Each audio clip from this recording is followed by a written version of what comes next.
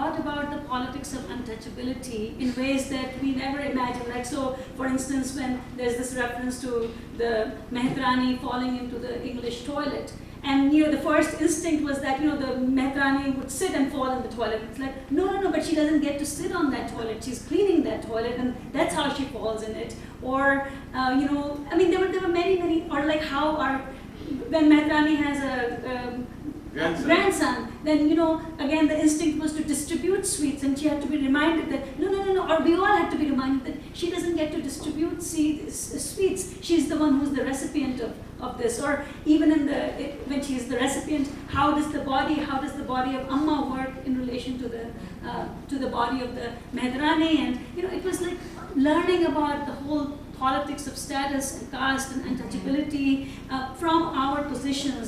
And so, a lot of us consider ourselves progressive, and we teach about these things, and we think about these things, and talk about these things, but actually to be able to learn how to insert our bodies in that process was a really powerful experience for the group, I think. Yeah, I just wanted to say that there were so many the politics of the body and the physicality really emerged for me too in the staging. Not only the way the obvious distinction between who sits in the chair and who's constantly on the floor, but what was more surprising to me was the lack of distinction, spatial distinction between the servant class and the people in the house. And in the, if you think about the context of, say, British class dramas, even the names like this upstairs, downstairs, there's these very different and particular spatial locations that separate out those classes. So there was something really interesting about seeing the space inhabited by everyone. And then it's also interesting to hear that, that you're kind of an outsider linguistically, and that's your function in some ways in the role of the drama. There's this that everyone's trying to negotiate you as this outsider who's behaving differently no matter what you do. You're provoking chaos in this sort of world. So and that Tarun is the director, but you're also in the cast too. So that all of the kind of negotiations that you're talking about, it's interesting that you put your body on the stage along with everyone else and don't just stand outside of it to provide some kind of outside or objective view of how to put this all together.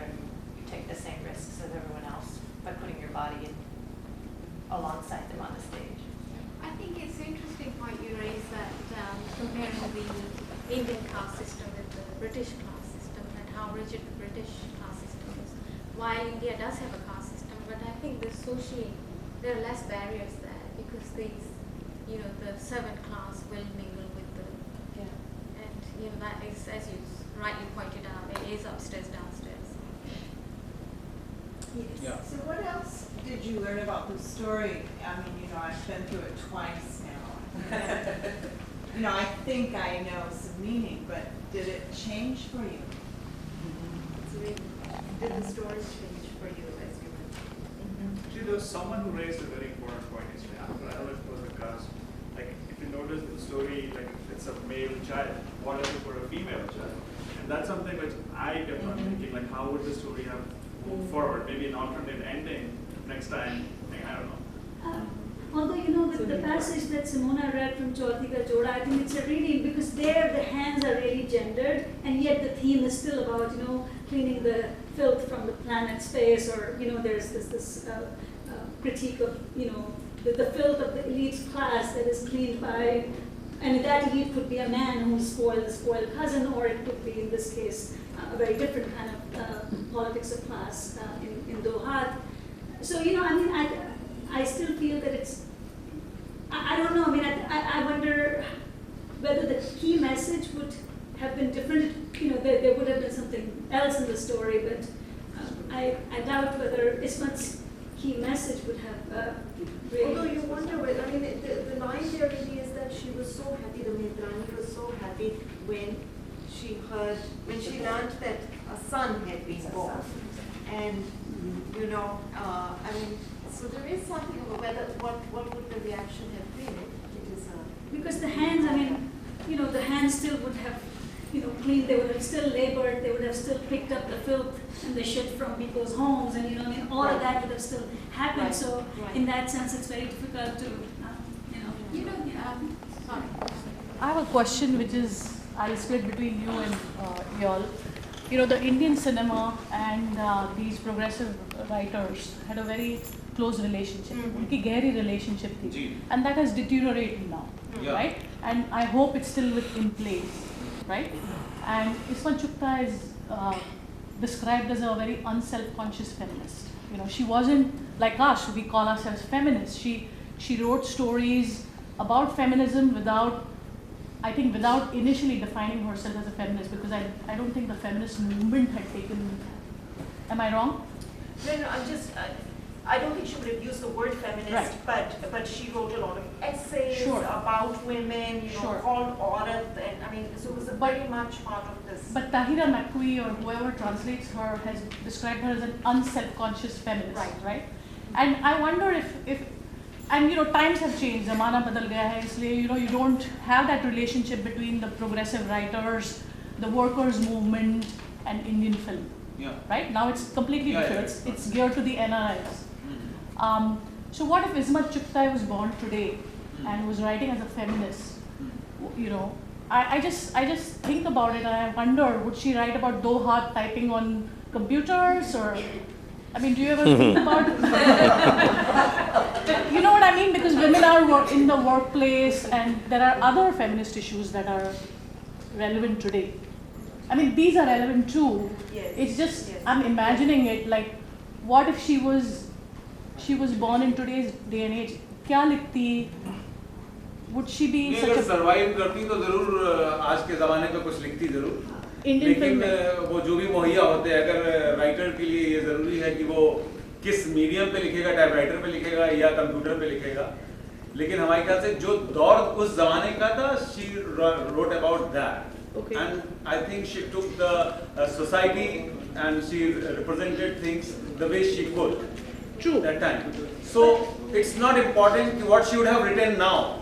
She would have No, written I anything know. the same. Okay. But she took it, I think, from some other society also.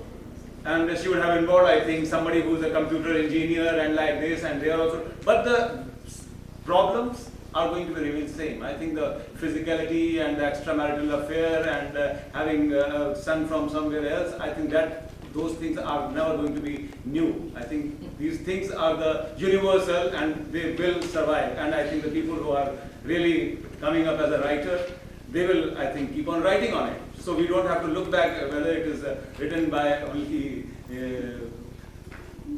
Ismat Chugtai or whosoever. I think we should hope that we will get some Ismat Chugtai around us. We don't have to look back. There were a couple of questions. Yeah. I'm wondering about the funny parts. The grandmother in particular was funny and many things. And I'm wondering how much of that was, in terms of her character, how much of it was presented as deliberate and how much was unwitting and how much was maybe something else. Mehtrani. Well, you know, as I said yesterday, I'm acting as the old hag all the time now, so it's become a natural. But no, I think Tarun did a good job training us, and he taught us how to sort of get into the character. In terms of the way the character, I mean, as I read it, I didn't know that answered that question either.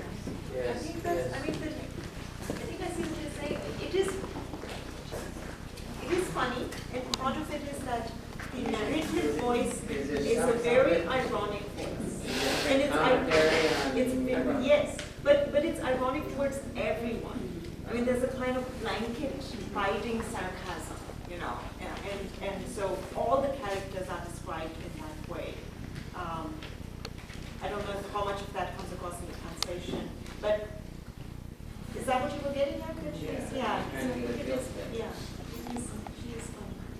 Sonia, you made a comment one time about, you know, Brechtian theater and naming people by their occupations versus. Could you just, you know, repeat? I thought that it'd be about who's named and who's just.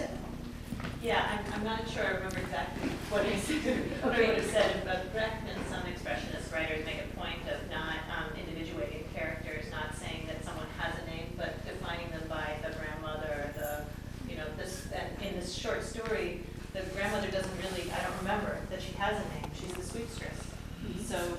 defined by everyone by the labor that she does. And it's interesting thinking back on it that Gauri actually has a name, that so she's distinguished as something other than the sweepstress, sweepstress. But it's in reading it, it's interesting to think about those questions. Why does an author or a playwright make those kinds of choices to draw attention either to the individuation of the character or the role that they play socially, and is there ever a switch to in how that character is referred to or named? Yeah. There were a couple of questions. I just wanted to say that it's interesting to me that, like, talking about characters and, I don't understand the nuances of the language. I know a little bit here, so whatever I could gather was what I could gather, but it's essential, the thematic, that's what I gathered. And what was beautiful to me was sort of how, in society we like to draw boxes around people, like, oh, you should be this way, and it was very beautiful for me to see not just one character, not just two, but 3 characters finding this beauty around themselves through their situation, not allowing for other people to draw these boxes around them, but rather showing them what they're envisioning and trying to convince them that way. And they're not necessarily in a positive, situation to do that. And so for me, that beauty came through, and that was, I think, something that was nice to see. And when you talk about the politics of all these other things, they all are nuances that are present within the way they envision their world. And that beauty of seeing a collective world that just seemed to build in, like, whoa, like, how did that happen? That was nice. So that's all. Yeah, that's actually, that's very perceptive. Thank you. You also I just had a quick question. I think you asked this question at the beginning, and we have gone away from that.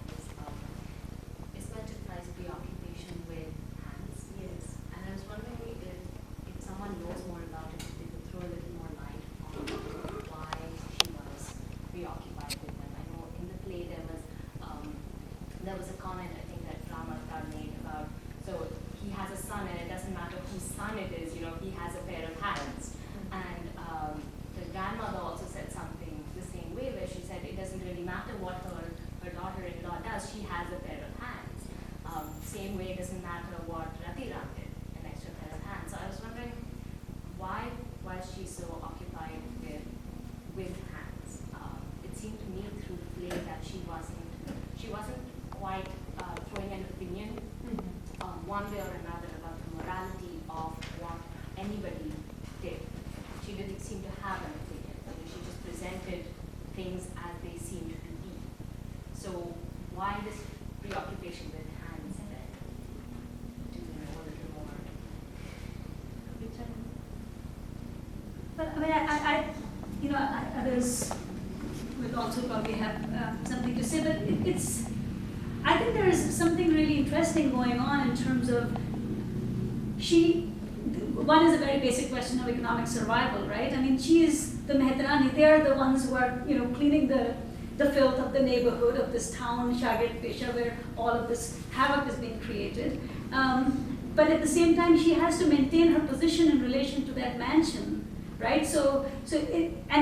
There's all of this, all the servants, and I mean, there are lots of delicate negotiations in terms of maintenance of relationships, while at the same time challenging, the whole. I mean, ignoring the elitist order and challenging it, but at the same time doing it in very strategic ways. And here comes the point that Pramila was making. I think one thing that's very interesting is the alliance between Ratiram and Gauri and the Mehrani and Ramavtar, and the ways in which they craft this kind of possibility to resist an imposition of an elitist order, but at the same time maintaining their economic survival.